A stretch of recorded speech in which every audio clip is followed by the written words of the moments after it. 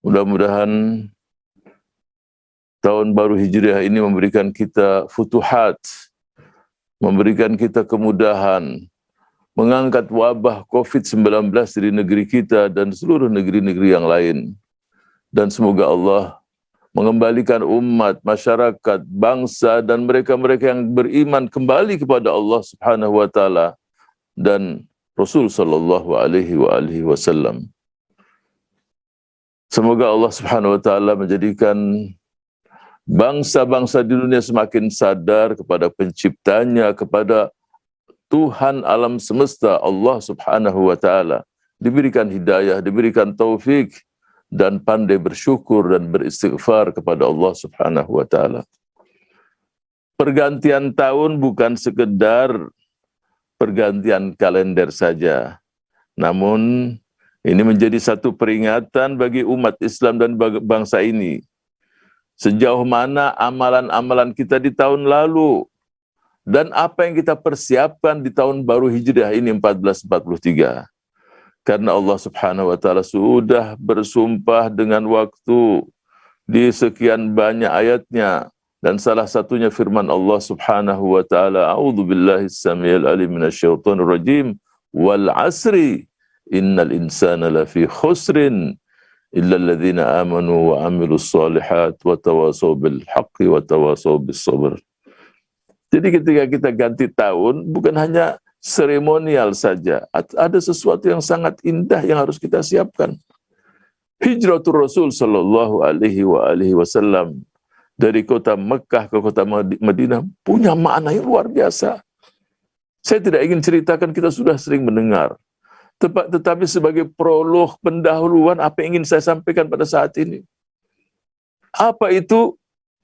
Yaitu Rasul membuktikan, mengatakan kepada seluruh manusia, innama bu'istu liutammima makarimal akhlak.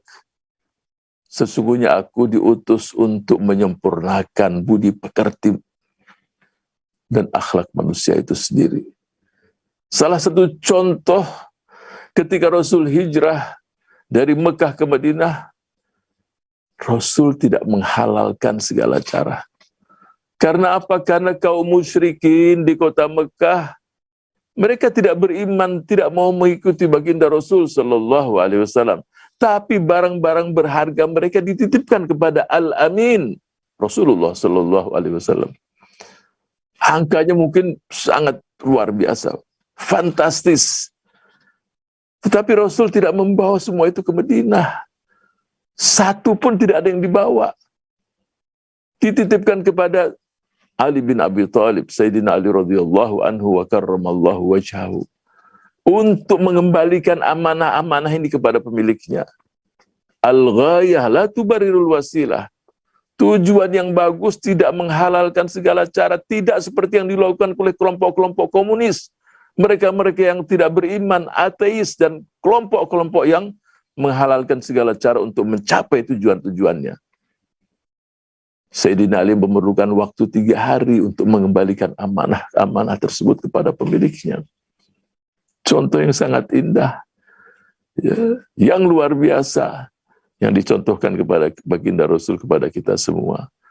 Islam risalah yang luar biasa, indah. Untuk menyampaikan risalah Islam tersebut pun harus dengan cara yang indah, cara yang bagus, cara yang diridhai oleh Allah Subhanahu wa Ta'ala. Semua kita membuka mata hati kita. Begitu mudah Allah Subhanahu wa Ta'ala membalikkan kondisi hamba-hambanya. Dari yang sehat menjadi sakit, dari yang mampu menjadi papa, yang mudah menjadi sulit. Tapi semua kita harus yakin, begitu mudahnya Allah membalikkan itu semuanya, kita harus yakin Allah pula lah yang mampu membalikkan ini semua.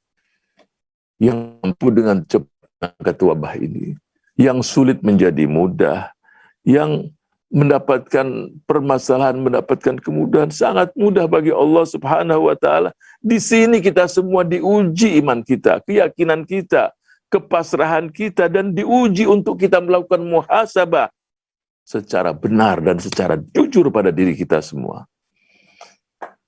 Jadi apa yang terjadi? Semuanya adalah demi kemaslahatan manusia itu sendiri. Allah tidak punya kepentingan. Manusia mau beriman semuanya tidak menambah kebesaran Allah.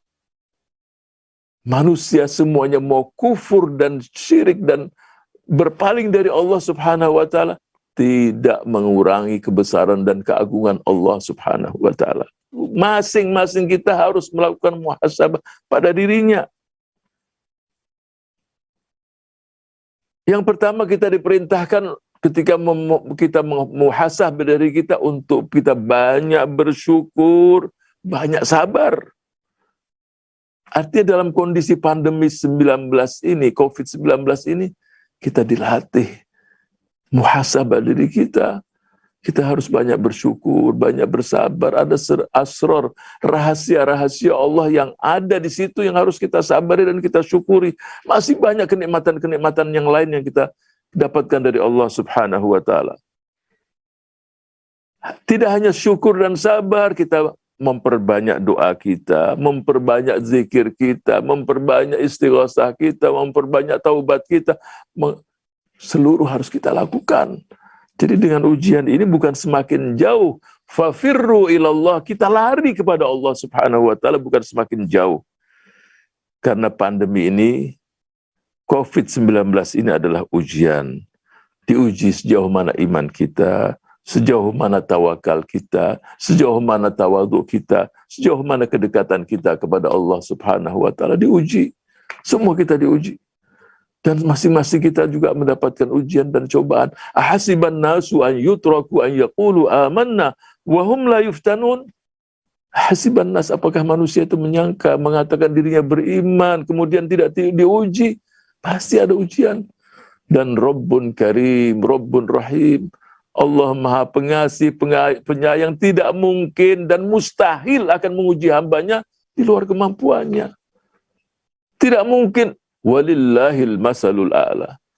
Kita semua tidak memperumpamakan Allah dengan makhluknya. Tidak mungkin seorang guru akan memberikan soal kepada muridnya yang soal tadi tidak layak untuk diberikan pada murid kelas 1 SD. Soal SMP tidak mungkin diberikan kepada anak-anak kelas 1 SD. Apalagi Allah Subhanahu wa taala menguji cinta supaya kita naik kelas, semakin dekat dan semakin dekat kepada Allah Subhanahu wa taala. Yang kedua yang berkaitan dengan masalah sosial. Permasalahan sosial kita sangat kompleks. Masalah ekonomi, masalah ketahanan keluarga, masalah kesehatan, masalah pendidikan, masalah-masalah yang sangat banyak. Dan kita dapatkan negara kewalahan, rumah sakit kewalahan, tenaga medis kewalahan, semuanya kewalahan semuanya. Di sini pentingnya solidaritas sosial nasional. Di sini pentingnya kita bersama-sama. Di sini pentingnya kita bergandengan tangan. Sesuatu yang kita miliki hilang, sekarang muncul kembali. Bangkit kembali semangat-semangat tersebut. Solidaritas sosial nasional ini modal yang sangat penting untuk membangun ketahanan nasional kita. Kalau tidak ada solidaritas sosial nasional, bagaimana ada ketahanan nasional kita? Mustahil akan terjadi itu semua. Dan dengan ketahanan nasional itu kita mampu menghadapi segala permasalahan yang berkaitan dengan tantangan dan yang kita hadapi semua. Saya berikan apresiasi di sini PKS hadir dan harus hadir terdepan dalam membangun semangat solidaritas sosial nasional. Seseorang tidak akan mendapatkan kebahagiaan dan tidak akan mampu menambah kebahagiaan pada dirinya kecuali dia membuat orang lain pun bahagia dan tersenyum. Semakin banyak mereka yang tersenyum, semakin terasa kebahagiaan yang ada pada diri kita. Sekali lagi semoga Allah Subhanahu wa taala mencatat semua itu dalam amal soleh kebahagiaan kelak di hari kemudian. Kemudian yang ketiga yang berkaitan dengan level berbangsa dan bernegara. Pandemi ini membuka mata kita semua. Sejauh mana ya mereka-mereka yang diberikan amanah untuk mengelola negara. Ya, kita harus banyak memperbaiki, mengevaluasi, melakukan muhasabah. Kita dapatkan sejauh mana sistem kesehatan nasional kita masih lemah, masih banyak kekurangan di sana sini.